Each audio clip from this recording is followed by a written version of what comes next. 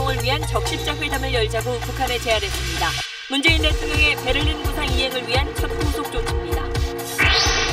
이번 회담 제안엔 끊어진 남북 간 통신선을 잇자는 메시지도 포함됐습니다.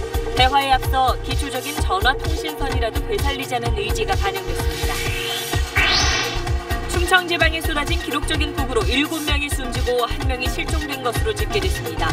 정부는 청주와 증평, 진천, 괴산 등 피해가 큰 4개 시군을 특별 재난지역으로 지정하는 방안을 검토하고 있습니다. 물폭탄을 맞은 청주는 고시 기능이 마비될 정도로 큰 피해를 봤습니다. 수마가 핥히고 간 상처의 현장을 헬기를 타고 둘러갔습니다.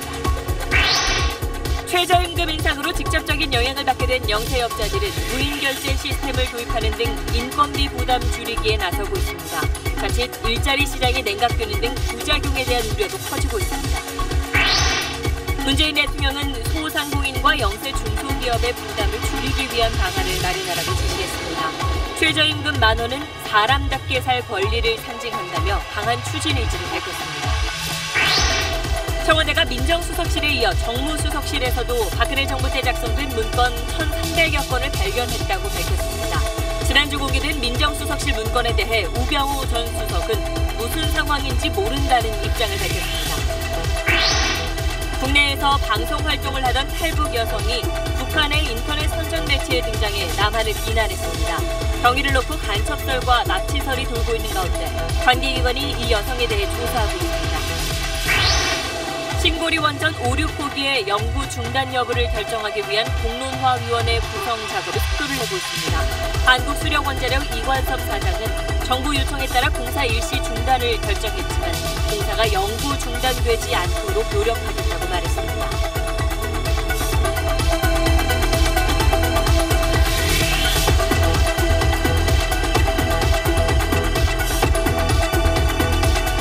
수소, 우주의 75%. 그 무한한 수소로 자동차를 달리게 하다. 현대자동차.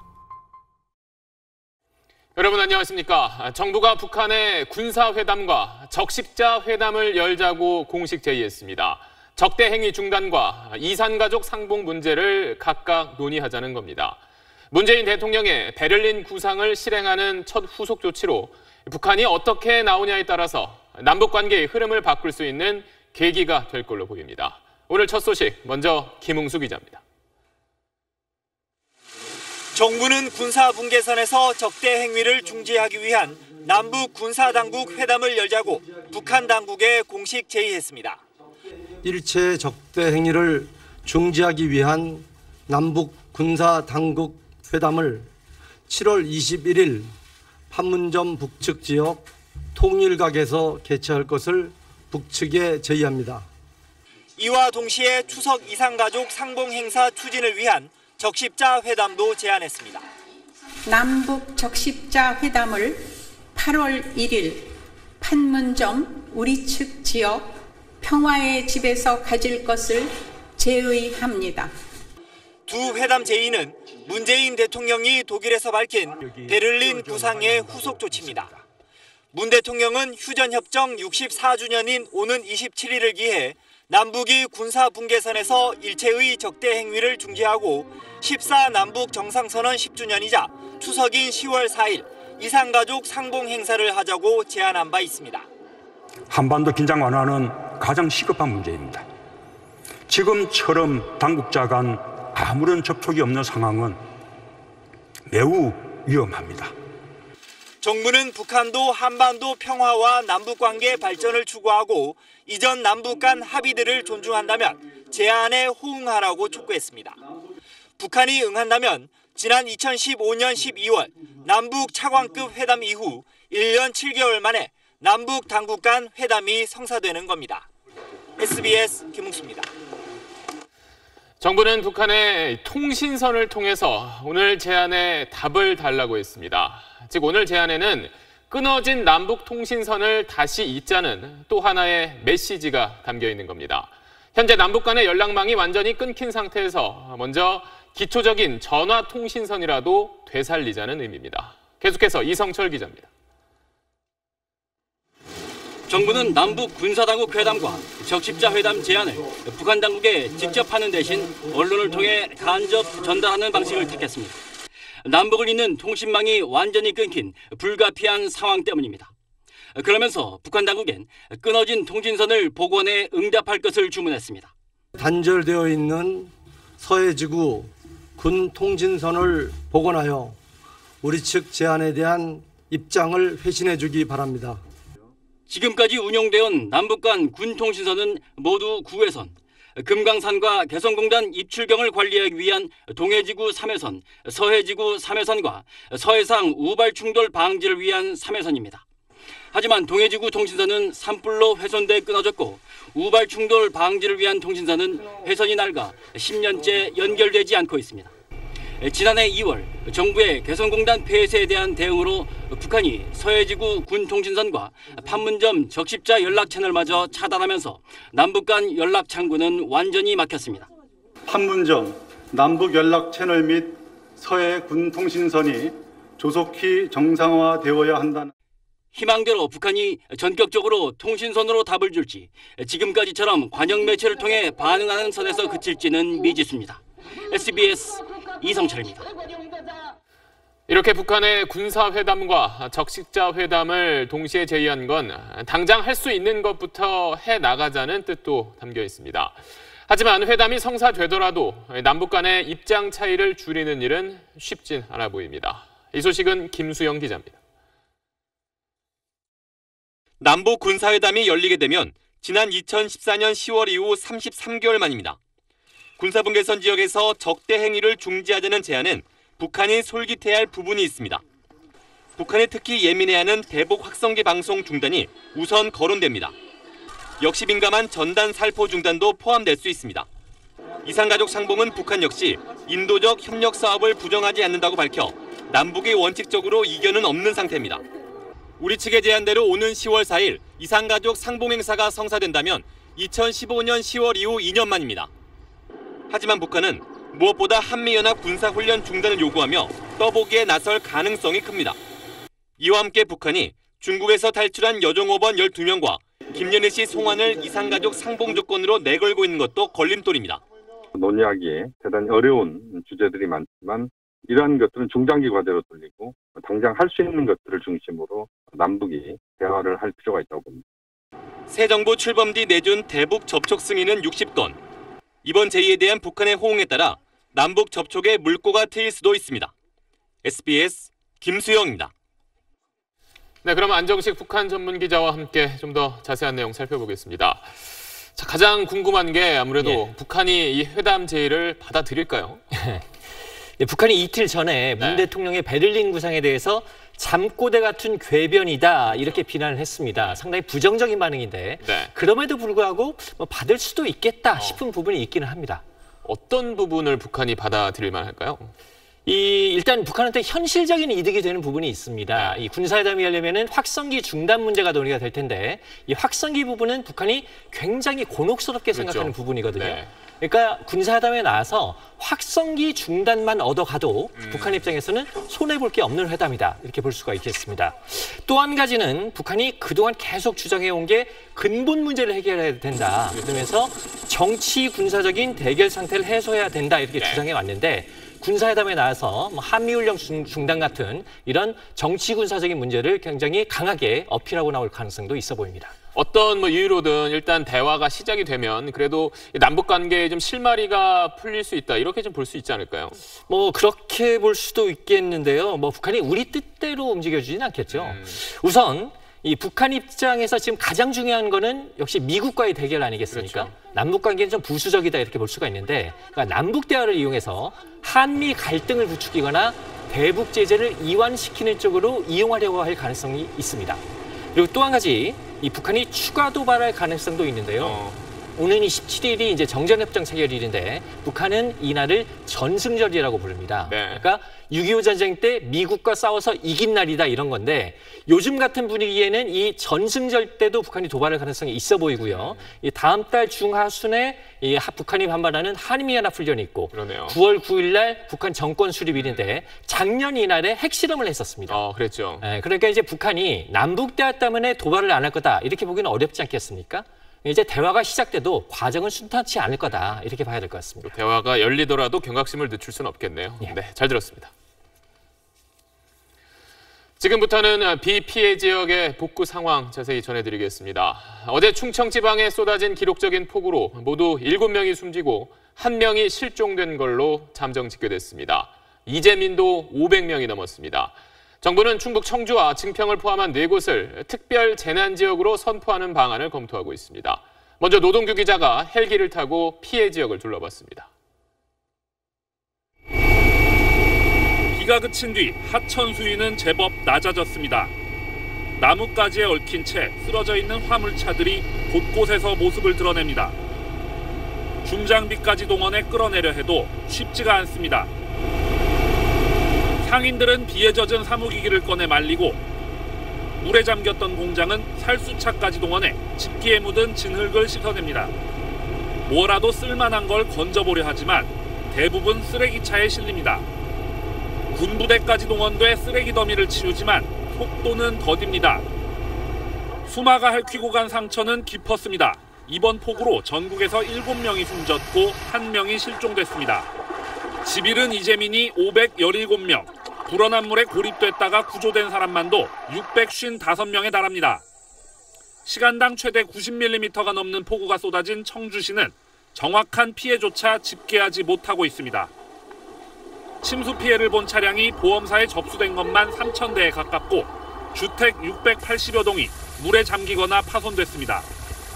충남과 경북 내륙 지방까지 포함하면 1,000동이 넘는 주택이 침수됐고 농경지 5천여 헥타르와 공장 16동이 망가졌습니다.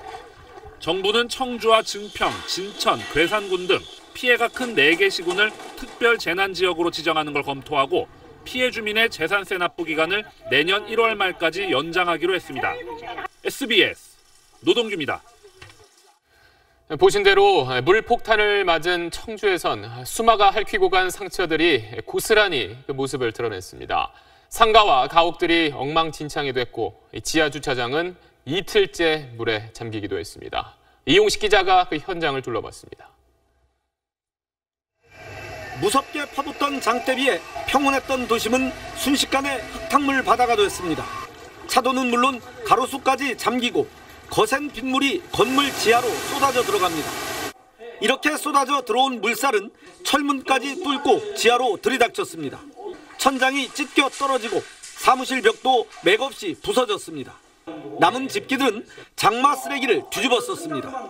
근처 노래방은 물이 흥건하고 벽걸이용 에어컨이 바닥에 처박혔습니다.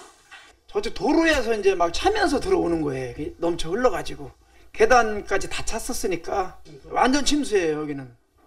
저지대 상가와 가옥을 집어삼켰던 성난 흙탕물은 사라졌지만 수마의 상처는 그대로 남아 있습니다.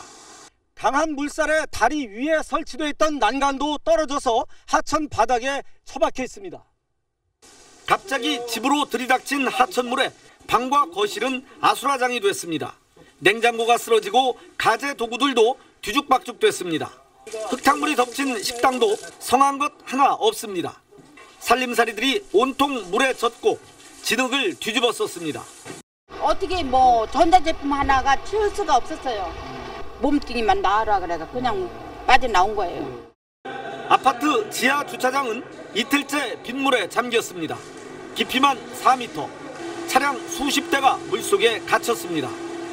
비가 그친 지 하루가 지났지만 이처럼 지하 주차장에는 물이 가득해 더 이상 들어갈 수조차 없는 상황입니다. 물을 빼기 시작했지만 워낙 양이 많아 속도는 더딥니다. 엎친 데 덮친 격, 수도와 전기까지 끊겨 주민들을 더 힘들게 합니다. 운동장과 강당이 온통 물에 잠겼던 학교는 임시 휴업에 들어갔습니다. 쌓인 진흙을 밀어내고 물로 씻어내며 다시 일어서려는 주민들.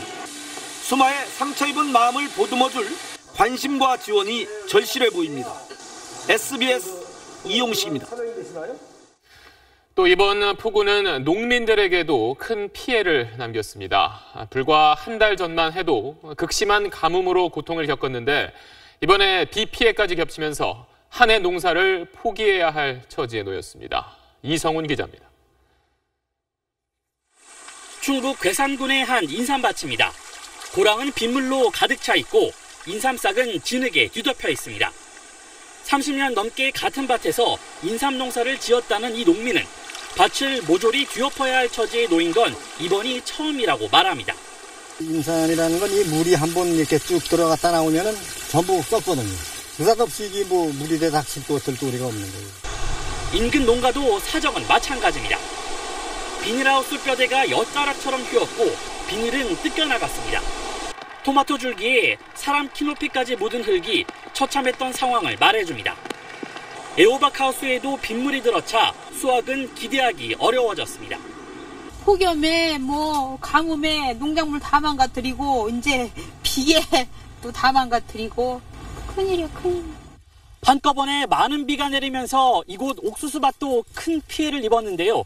이렇게 옥수수 나무가 쓰러져 있고 뿌리까지 드러난 상태입니다.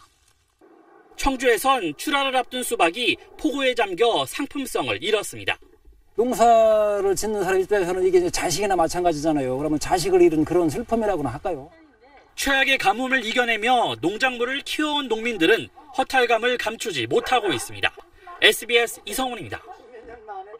네, 이렇게 충북 지역의 피해가 컸던 이유는 비구름이 옮겨다니면서 기록적인 폭우를 쏟아부은 탓입니다. 폭우에 대비한 시설과 대책이 마련돼 있었지만 무용지물이었습니다. CJB 홍우표 기자입니다. 충북 대정문 오거리가 물바다로 변했습니다. 지난해 지하에 조성한 13,000톤 규모의 빗물 저장 시설도 소용이 없었습니다. 시간당 90mm가 넘는 기습폭우에는 감당이 안 됐던 것입니다. 이 시설은 50년 만에 한 번 발생한다는 시간당 80mm의 강수량을 전제로 설계됐습니다. 하지만 게릴라성 폭우 등 기상이변에 제대로 대비하지 못한다는 걸 여실히 보여줬습니다. 사실 50년 빈도라고 하는 기준은 이 재난관리에서는 지금 사용하지 않는 그런 기준입니다. 동일한 규모의 피해가 올 것으로 예상하고 계량을 한다면 분명히 대형 재난이 발생할 것이다.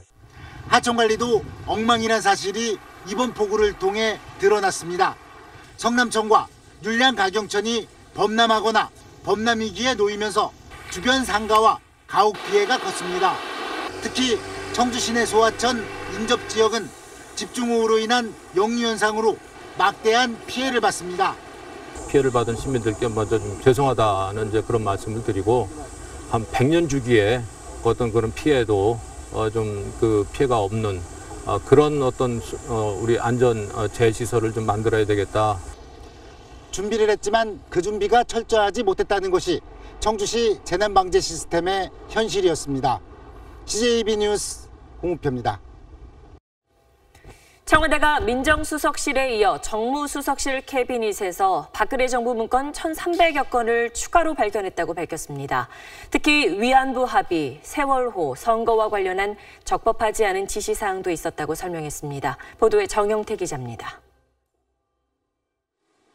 지난 정부 문건 1,361건이 나온 곳은 정무수석실 행정요원 책상 아래 잠겨진 캐비닛이라고 청와대는 밝혔습니다. 민정수석실 문건 발견 뒤인 지난 14일 추가 점검 도중 발견됐다는 겁니다. 이 가운데 254건은 2015년 3월부터 2016년 11월까지 비서실장 주재 수석비서관 회의 문건으로 확인됐습니다. 이병기, 이원종 비서실장이 재임하던 시기입니다. 비서실장이 해당 수석에게 업무 지시한 내용을 정리한 건데 삼성과 문학의 블랙리스트, 언론 활용 방안 등이 담겼습니다. 위안부 합의, 세월호, 국정교과서 추진, 선거 등과 관련하여 적법하지 않은 지시사항이 포함되어 있어 청와대 한 관계자는 이런 것까지 지시했느냐고 생각할 정도의 내용도 있다면서 직권남용 가능성도 시사했습니다. 다만 이번 문건은 대통령 기록물에 해당할 수도 있다며 구체적인 내용은 공개하지 않았습니다. 청와대는 특검에 관련 사본을 제출하고 문건이 추가로 발견될 때마다 발표하겠다고 밝혔습니다. 이 문건에 대해 홍남기 국무조정실장은 일부 문건은 청와대 기획비서관 재임 때 자신이 작성한 것이라며 수석 비서관 회의 내용을 중립적으로 적어서 정리한 것이라고 밝혔습니다. SBS 정영태입니다. 자신의 청와대 재임 시절 작성된 것으로 보이는 민정수석실 문건에 대해 우병우 전 수석은 오늘 모르겠다는 입장을 밝혔습니다. 문건과 관련해 특검은 신중한 태도를 보였고 검찰은 수사에 나섰습니다. 보도에 윤나라 기자입니다. 자신의 재판에 나온 우병우 전 민정수석은 지난주 공개된 민정수석실 문건에 대해 모르겠다며 발을 뺐습니다. 언론 보도 봤습니다마는 무슨 상황인지 무슨 내용인지 알 수가 없습니다. 청와대에서 문건을 받아 검토한 특검도 일단 신중한 모습입니다. 삼성 경영권 승계와 관련해 청와대의 개입 정황에 대한 내용이 있지만 특검팀은 증거 제출이 결정되지 않았다며 오늘 이재용 부회장 재판에서 아무런 언급도 하지 않았습니다. 문건을 증거로 내려면 작성자와 작성 경위 등을 확인해야 하는데 이 부회장의 1심 재판이 마무리되는 다음 달 2일까지는 시간이 충분하지 않다고 본 것으로 풀이됩니다. 대신 서울중앙지검에 문건 사본 일부를 넘겼고 특수 일부에서 맡아 수사에 나섰습니다. 우선 문건의 작성 시기가 우 전 수석의 재임 기간과 겹치는 만큼 국정농단 사건의 재판 증거로 활용되거나 문건의 내용을 근거로 우 전 수석 등에 대한 추가 수사에 나설 가능성도 있습니다. 오늘 청와대 정무수석실에서 발견된 문건도 특검을 거쳐 검찰로 넘어올 것으로 보입니다. 검찰은 우선 문서 내용 분석과 필적 감정 등을 통해 누가 왜 문건을 작성했는지 규명하는 데 수사력을 모을 전망입니다. SBS 윤나라입니다. 방산비리 수사에 나선 검찰이 하성룡 한국항공우주산업 대표와 장명진 방위사업청장을 주목하고 있습니다. 하 대표는 차장급 직원이 친인척 회사에 일감 몰아주기로 100억 원이 넘는 부당이득을 챙긴 것과 관련해 수사를 받고 있습니다. 또 박근혜 전 대통령의 대학 동기인 장 청장은 업무상 배임 혐의를 받고 있습니다. 검찰은 이들을 통해 윗선이 있는지, 있다면 누군지도 갤 방침입니다. 박현석 기자입니다. 검찰은 재작년 감사원의 감사 결과 적발된 전 카이 인사팀 간부 손모 씨의 비위 혐의부터 캐고 있습니다. 1,000명의 협력업체에 247억 원어치 용역을 맡긴 뒤 절반가량을 부당이득으로 챙긴 것으로 보고 있습니다. 특히 당시 차장급인 손 씨가 혼자 이런 일을 벌이기 힘들다고 보고 하성룡 대표 등의 관련 의혹에 주목하고 있습니다. 또 하 대표의 측근이 대표인 협력업체 등을 통해 비자금을 조성한 정황도 수사 대상입니다. 검찰은 이런 돈이 전 정권의 핵심 인사 등 이른바 윗선에 흘러갔을 가능성도 수사할 방침입니다. 검찰은 아울러 감사원이 수사를 의뢰한 장명진 방위사업청장도 박근혜 전 대통령의 남다른 인연에 따른 배후가 있는지를 살펴볼 전망입니다. 본격적인 방산비리 수사와 관련해 문재인 대통령은 카이로 한정된 일회성 수사가 아니라고 강조했습니다. 방산비리는 단순한 비리를 넘어 안보의 구멍을 뚫는 이적 행위에 해당한다고 생각합니다. 나아가 방산비리 근절을 위한 제도화 의지도 분명히 했습니다. 청와대는 해외 무기 도입 대형 브로커도 언급해 FX 사업 등 대형 방위 사업에 대해서도 짚어볼 뜻을 시사했습니다. SBS 박현석입니다. 한국수력원자력이사회가 신고리 원전 5-6호기의 건설을 3개월 일시 중단하기로 했지만 영구 중단되지는 않도록 공론화 과정에서 노력하겠다고 밝혔습니다. 정현 기자가 보도합니다. 한국수력원자력 이관섭 사장은 기자간담회를 자청하고 정부 요청에 따라 신고리 원전 5-6호기의 공사 일시 중단을 결정했다고 밝혔습니다. 하지만 공론화 기간 동안 원전이 안전하다는 것을 국민에게 설명해 공사가 영구 중단되지 않도록 노력하겠다고 말했습니다. 영구 정지만은 막아달라는 그런 말씀하셨고 전력 수급의 안정적 공급을 위해서는 신고리 5-6호기가 꼭 필요하다는 점을 잘 설명하도록 하겠습니다. 이 사장은 신고리 5-6호기 건설에 이미 1조 6천억 원이 투입됐다며 영구 중단이 결정되면 업체 보상에만 추가로 1조 원이 든다는 점도 공론화 과정에 포함돼야 한다고 주장했습니다. 9명으로 구성되는 공론화위원회 위원 선정 작업은 속도를 내고 있습니다. 정부는 후보자 20여 명의 명단을 원전 건설 찬반단체에 보내 최대 8명씩 부적합 인사를 가려달라고 요청한 상태입니다. 연구를 진행하거나 사업을 유사하게 진행하고 있거나 이런 분들에 대해서는 채택해달라고 요청할 예정이죠. 신고리 원전 5, 6호기 공사 현장에서는 공사 중단을 막아달라는 집회가 오늘도 이어졌습니다. 한수원 노조는 내일 이사회 효력정지 가처분 신청을 낼 계획이어서 그 결과가 주목됩니다. SBS 정한입니다. 혹시 무두절이라고 들어보셨나요?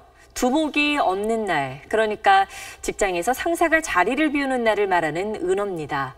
직장인들은 여름 휴가 갈 때도 상사 눈치를 보기 마련인데 요즘엔 부장들을 일제히 휴가 보내 이런 무두절을 만들어주는 등 직원들의 마음 편한 휴가도 신경 쓰는 회사들이 늘고 있습니다. 한승환 기자가 취재했습니다.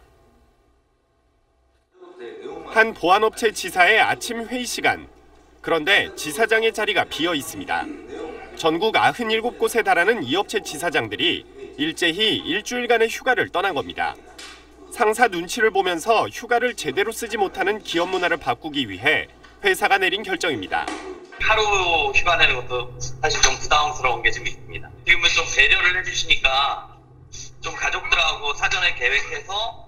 또 다른 업체는 올해부터 2주 휴가제를 도입했습니다.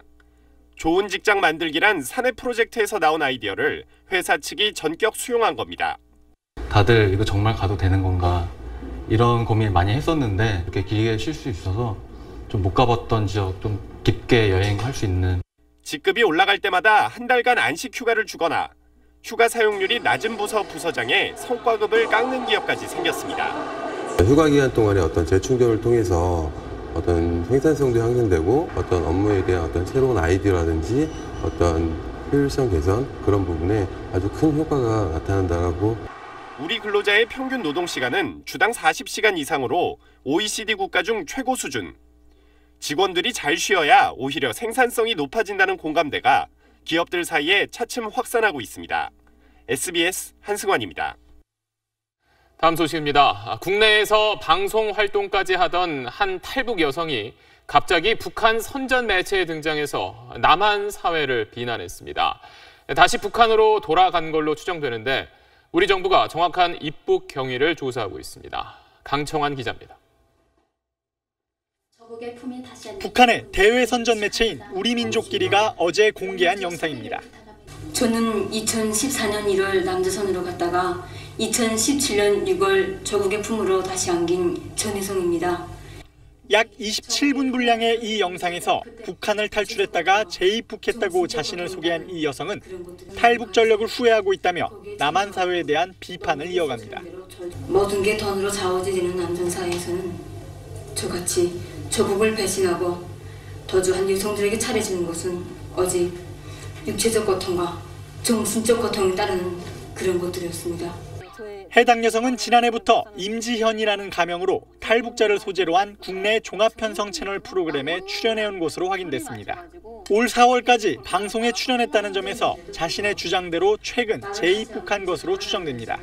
중국 등 제3국을 통해 스스로 재입국했을 가능성도 있지만 북한 당국에 의해 중국에서 납치됐을 가능성도 제기되고 있습니다.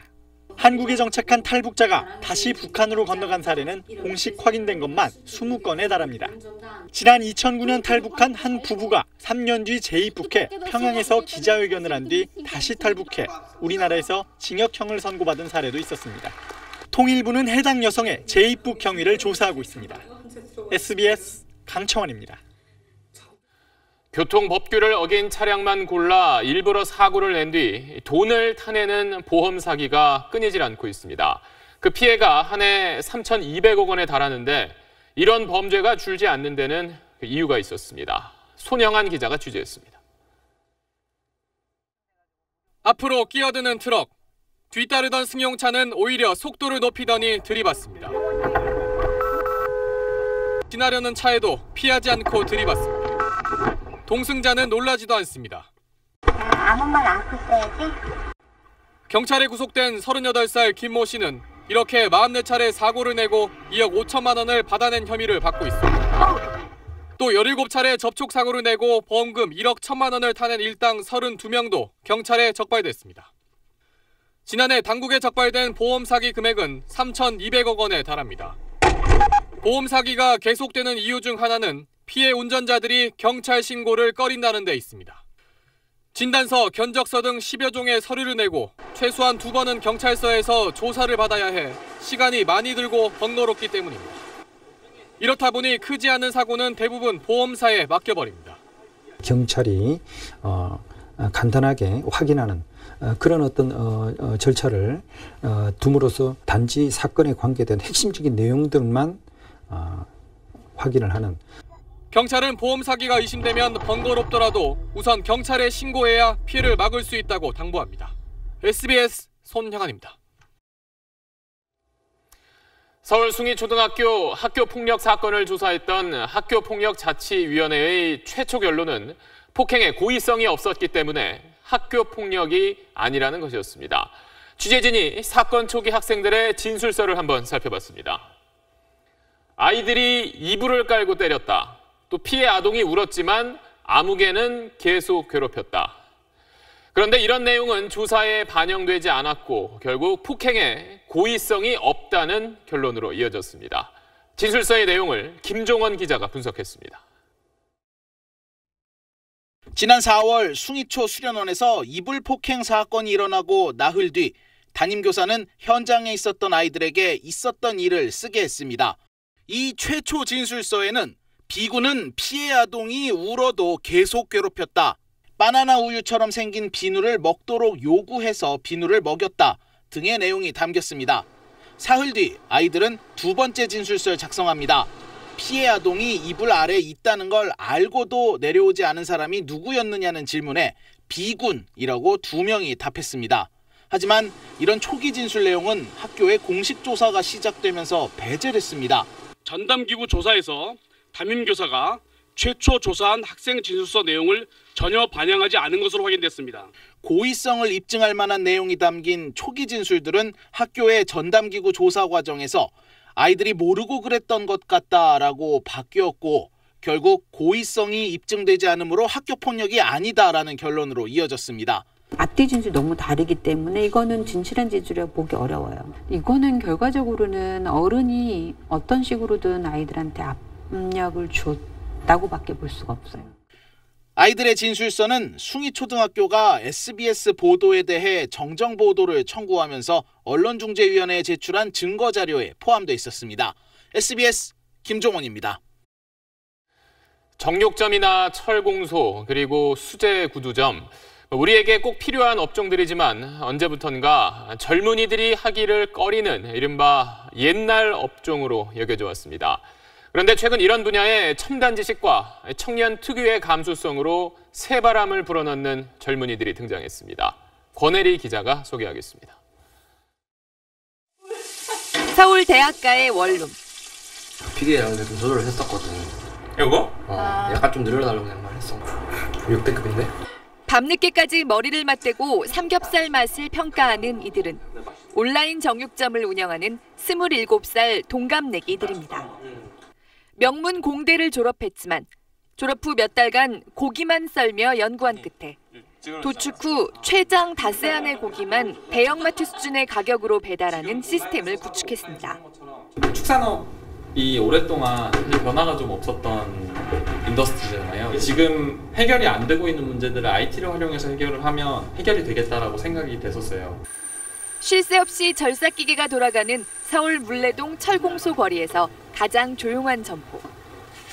28살 청년은 3D 프린터로 철공 작업에 필요한 틀을 만듭니다. 재래 방식으론 힘들었던 세밀한 작업도 가능합니다. 4차 산업에서 한 축을 담당하고 싶다. 저희 아버지께서는 주물계통에서 노하우가 많으시거든요. 그 노하우에 3D 프린터가 접목이 되니까 이제 그게 시너지 효과를 발휘하는 거거든요. 중국산 신발에 밀려 활기를 잃어가던 성수동 수제화 거리에도 젊은이들이 나타났습니다. 사운드 센서로 소리를 받아서 이 라이트벌브로 표현을 해주는 겁니다. 클럽용 신발인가요? 클럽 같은 데 좋아할 것 같은데. 우리 주변에 늘 있던 영역에 새 기술을 접목해 혁신의 기회를 만드는 겁니다. 새로운 걸 시도하는 사람들이 많이 안 들어오는 업이면 업일수록 기회가 많은 것 같아요. 혁신적인 기술 하나만 갖고 들어가면 전체를 다. SBS 권혜리입니다. 네, 어른이나 아이들 다 좋아하는 인기 만화 주인공 곰돌이 푸가 중국에서 검열 대상에 올랐습니다. 중국의 절대 권력인 시진핑 주석과 닮았다는 게 그 이유입니다. 정규진 기자입니다. 2013년 시진핑 중국 주석과 오바마 당시 미국 대통령이 함께 걷는 모습은 인터넷에서 화제가 됐습니다. 통통한 시 주석은 곰돌이 푸에, 큰 키에 마른 오바마는 푸의 친구 티거로 비유한 사진 때문입니다. 두 사람이 일부러 흉내라도 낸 것처럼 팔다리 동작까지 만화와 일치합니다. 이후 곰돌이 푸는 시 주석 패러디의 단골 손님이 됐습니다. 중일 정상회담에서도 군 사열식의 모습에서도 시 주석은 곰돌이 푸로 빗대졌습니다. 이런 푸가 돌연 중국 온라인 검열의 대상이 됐습니다. 중국 SNS에서 검색은 가능해도 댓글에 푸의 중국어 이름을 입력하는 것이 차단됐습니다. 검열 당국이 절대 권력자의 희화를 달갑게 여기지 않아서라는 해석입니다. 지난 13일 순진 인권운동가 루시아버와 관련된 단어도 철저히 통제되고 있습니다. 루시아버는 물론 그의 아내 류샤, 그가 참석하지 못한 노벨상 시상식을 상징하는 빈 의자도 검색할 수 없습니다. 추모 움직임을 막기 위해 심지어 RIP, 즉 평화롭게 잠들다는 뜻의 약자도 금기어가 됐습니다. 전문가들은 중국이 최근 온라인의 자유를 옥죄는 이유로 올가을 열리는 19차 당대회를 지목합니다. 2기 권력체제를 여는 시 주석에 대한 흠집내기를 미리 차단하겠다는 의지로 해석합니다. SBS 정규진입니다. 1년 전 영동고속도로 봉평터널에서 일어났던 당시 버스 사고 영상입니다. 버스 기사의 졸음 운전이 빚은 이 사고로 4명이 숨지고 38명이 다쳤습니다.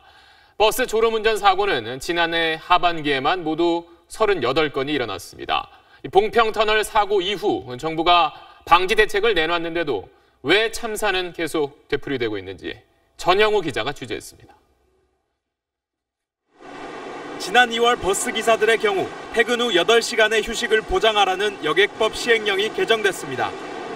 그러나 현실은 거리가 멉니다. 민생 기사가 돌리는 거죠. 하루 몇 시간 들자고 하루 더 일을 해주면 그만큼은 회사가 일을 더 보겠죠. 국토부는 버스와 대형 화물차에 자동 경고 장치를 장착해 사고를 막겠다는 대책도 내놨습니다. 버스에 자동 비상 제동 장치 장착도 의무화했지만 새로 도입되는 차량만 대상이었습니다. 정부 대책은 잇따랐지만 지난 9일 경부고속도로에선 또다시 버스 기사의 졸음 운전으로 인한 사고가 발생했습니다. 국토부는 이번엔 모든 광역버스에 자동 제동 장치 장착을 검토하겠다고 밝혔습니다. 그러나 기존 차량의 경우 개조 비용까지 한 대당 2천만 원이 들어 예산 마련 계획조차 아직 없는 상황입니다. 시민 안전과 직결되어 있는 문제이기 때문에 그게 뭐 지자체가 되었던 아니면 정부가 되었던 적극적인 사실은 재원 투자를 해서라도 지자체가 직접 버스업체 운영에 관여하는 서울과 인천시의 경우 기사들의 운행 시간이 짧고 버스 한 대당 기사 수도 많습니다. 참사가 날 때마다 대책 발표로 넘길 것이 아니라 시행을 위한 보다 적극적인 정부와 지자체의 의지가 필요합니다. SBS 전영우입니다. 문재인 대통령이 내년도 최저임금 인상 결정과 관련해 최저임금 10,000원 시대로 가는 청신호라고 말했습니다. 특히 최저임금 10,000원은 단순한 숫자가 아니라 사람답게 살 권리를 상징한다며 강한 추진 의지를 밝혔습니다. 보도에 정유미 기자입니다. 문재인 대통령은 수석보좌관 회의를 주재하면서 최저임금 얘기부터 꺼냈습니다. 내년도 7,530원으로의 인상 결정은 최저임금 10,000원 시대로 가는 청신호라고 평가했습니다. 극심한 소득 불평등을 완화하고 소득 주도 성장을 통해 사람 중심의 국민 성장 시대를 여는 대전환점이 될 것입니다. 특히 최저임금 10,000원은 단순한 시급 액수가 아니라 사람답게 살 권리를 상징한다고 강조했습니다. 2020년까지 최저임금을 10,000원까지 인상하겠다는 대선 공약을 반드시 이행하겠다는 의지로 해석됩니다. 최저임금이 크게 올라 당장 내년부터 경제 성장률을 견인하는 효과도 있을 거라고 전망했습니다. 그러면서 최저임금 10,000원 성공 여부는 소상공인과 영세 중소기업인들의 부담을 어떻게 해소해주느냐에 달렸다고 말했습니다. 특히 최저임금 인상을 감당하기 어려운 업종에 더 각별한 관심을 가지고 할 수 있는 정책 수단을 모두 동원하여 주기 바랍니다. 문 대통령은 이번 결정이 대화와 타협의 산물이란 점에서 더욱 의미가 크다면서 고통분담을 떠안아준 사용자 위원들에게 감사의 뜻을 밝혔습니다. SBS 정유미입니다. 최저임금 인상의 영향을 직접 받게 되는 영세 자영업자들은 인건비 부담을 줄이는 게 최대 숙제가 됐습니다. 무인 결제 시스템 도입도 늘고 있는데 이러다 일자리의 양과 질이 떨어질까 부작용에 대한 우려도 나오고 있습니다. 박수진 기자입니다. 경기도의 한 프랜차이즈 도시락 전문점, 무인계산대에서 손님이 직접 주문하고 결제까지 합니다. 무인계산대 2대를 설치하면서 이 업체는 직원을 2명 정도 줄일 수 있게 됐습니다. 또 뭐 원하는 급여도 다르고 그런 부분을 맞춰주기가 어느 정도 저한테는 한계가 있었던 부분인 거고요. 주유소나 PC방 같이 업체 간 경쟁이 치열한 업종일수록 무인결제 시스템 도입이 늘고 있습니다. 임대료 등 다른 비용을 줄이기 힘든 상황에서 인건비 감축이 거의 유일한 대안이기 때문입니다. 어떤 한 타임에 2명을 썼던 어떤 그 인원을 한 명으로 줄이면서 한 100만 원 가량의 알바 비용을 줄이게 될 수 있었습니다. 바뀌는 일자리 환경을 바라보는 아르바이트생들은 불안합니다. 인건비 때문에 아르바이트생을 못 뽑는 상황이 되는 상황이 오고 이제 아르바이트생이 점점 자리가 없어지고 이런 상황이 올까봐 좀 무서워요.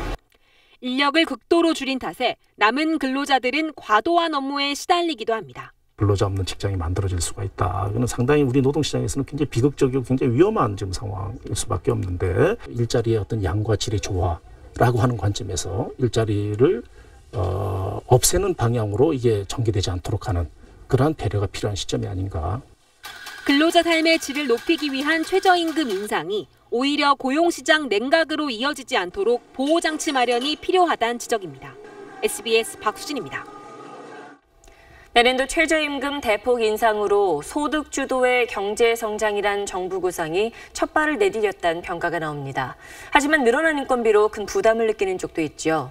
최저임금 인상이 양날의 칼이 되지 않으려면 어떻게 해야 할지 송욱 기자가 보도합니다. 내년도 최저임금이 시간당 1,060원 오르면 하루 8시간 기준으로는 8,480원, 월급으로는 22만 1,540원이 오릅니다. 하루에 라면 8개를 더 살 수 있고 주말에 가족이 외식 한번 할 수도 있습니다. 많은 기대감을 많이 얻었어요. 다른 나라처럼 우리나라도 알바로도 사람들이 생활할 수 있는 사회가 될 수 있지 않나. 늘어난 수입이 내수 활성화를 이끌어 경제 성장으로 연결되는 선순환 구조를 만들 수 있는 겁니다. 하지만 중소기업과 자영업자에겐 늘어난 인건비는 큰 부담입니다.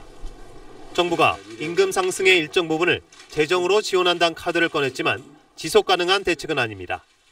재정 투입을 지속적으로 하기는 어려울 것으로 판단되고요. 일시적인 형태의 재정 지원이라면 그 효과는 제한적일 것으로 생각됩니다. 궁극적으로는 중소기업과 영세 자영업자가 늘어난 인건비를 감당할 체력을 갖춰야 하는 겁니다. 정부는 납품 단가의 최저임금 반영, 프랜차이즈 본사의 갑질 방지가 필요하다는 입장입니다. 대기업과 협력업체가 이익 목표를 사전에 정한 뒤 이를 뛰어넘으면 일부를 나누는 이익공유제 같은 방안을 도입해야 한다는 목소리도 나옵니다. SBS 송욱입니다. 내일이 7월 국회 마지막 본회의인데도 추경과 정부 조직법을 두고 여야는 아직 팽팽히 맞서고 있습니다. 오늘 재연절을 맞아 여야 지도부가 마주 앉았는데 뼈 있는 농담을 주고받으며 신경전을 벌였습니다. 이한석 기자입니다. 재연절 기념행사 직전에 열린 여야 지도부 차담회입니다. 얼굴은 웃는데 말에는 뼈가 있습니다. 재연절에 대해서 유감이 있다는 대표는 뭐예요? 내 옆에 보고 있었구만. 아니 그게 아니라 유감이 있어서 안 온다는 낭소리 듣고 있었습니다. 모레 여야 대표 초청 청와대 만찬에 불참하겠다는 홍준표 자유한국당 대표를 겨냥한 겁니다. 원전공사 중단 결정을 놓고 날선 선문답도 이어집니다. 어제 재연절 행사를 국회에서 하니까 대통령들이 헌법을 잘 안 지키고 헌법 지키는 대통령도가 났잖아요. 그랬으면 꼭 잊어버리셨구나. 야당 쪽에서 집회 인물을 거론하며 농담을 던지자 여당에선 추경 문제로 말을 받았습니다. 세종대왕이나 신사임당도 되게 좋아합니다. 신사임당과 세종대왕이 지역구로 열심히 방문을 하실 수 있도록 할 테니까 추경 통과시키시고. 사사건건 신경전. 내일이 7월 국회 마지막 본회의인데도 여야는 여전히 평행선입니다. 추경은 공무원 고용예산 80억 원을 삭감할지, 정부조직법은 환경부로 물관리 일원화 문제가 최대 쟁점입니다. 여야는 밤샘 협상에 나서기로 했지만 합의안 도출은 불투명합니다. SBS 이한석입니다.